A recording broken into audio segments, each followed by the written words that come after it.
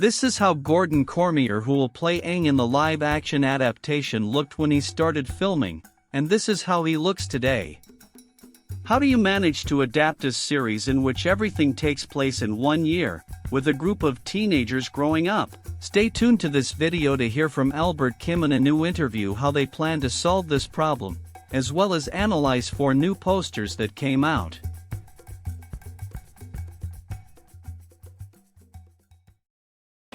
Let's start with the posters. We have one of Ozai, Iroh, Azula, and Zhao. They all look amazing. The Fire Lord is always very well, superimposing, with very fine clothes and apparently in the hall of the royal palace, as you can see the luxury both in the carpets and in the giant dragon that look like gold behind.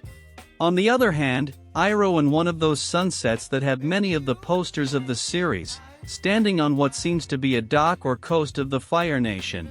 This background does look a little more fake and computer generated than the others, but I love the image itself, and I understand that for a promotional poster we can't look too much into that. We have already seen the 2 brothers of Azulon several times, but the other 2 posters seem to me very important to analyze. To begin with, we have a Zhao who looks very good. We can see in detail his clothes, and in the back we can see a group of soldiers of the Fire Nation that look like zombies. In this shot they look quite intimidating, achieving what the creators originally wanted. During the animated series, the soldiers of the Fire Nation seem like bad NPCs, usually very weak and dumb. Sometimes a general or a member of a special group stands out, but the ones with armor and helmets are completely NPCs and do not intimidate at all.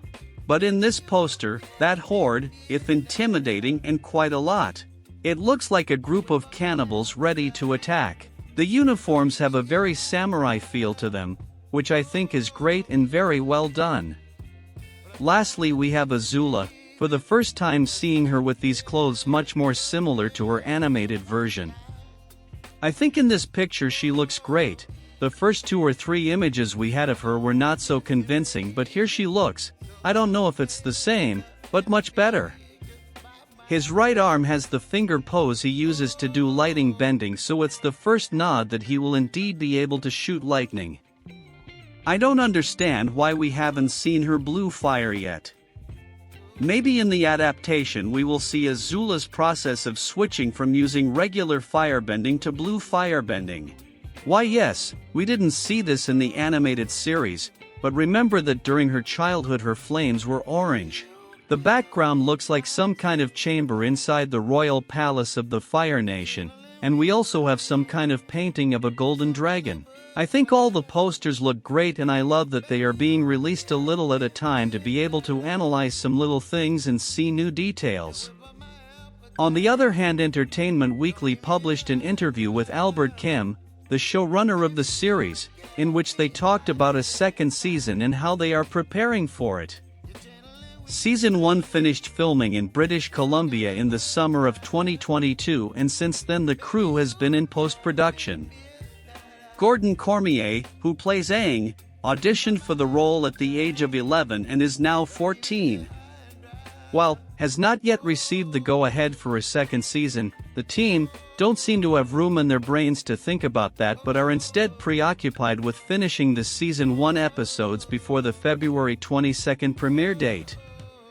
There's still a lot of work to do, and right now it's a race to the finish line, so right now, that's all that consumes me. I don't want to think about tomorrow yet.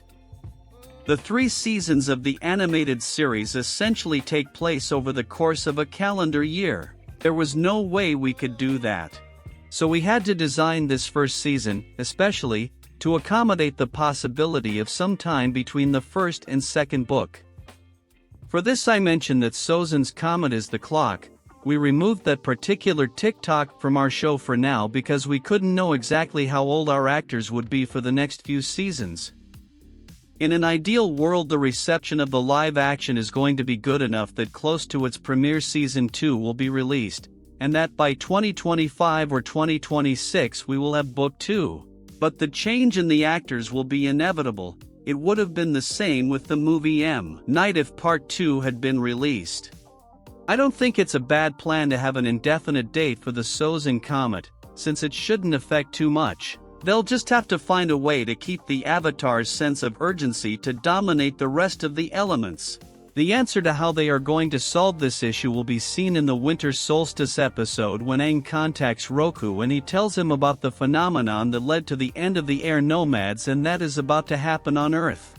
In case the approval time for the second or third season takes too long, they will have to do magic, because clearly the story will have to change, and they will be dependent on times and deadlines, as it happened with The Legend of Korra, which rushed some things or concluded stories that then reopened by the extension of the series. What do you think? Let me know in the comments, and we'll see you in a few days with more videos. Bye.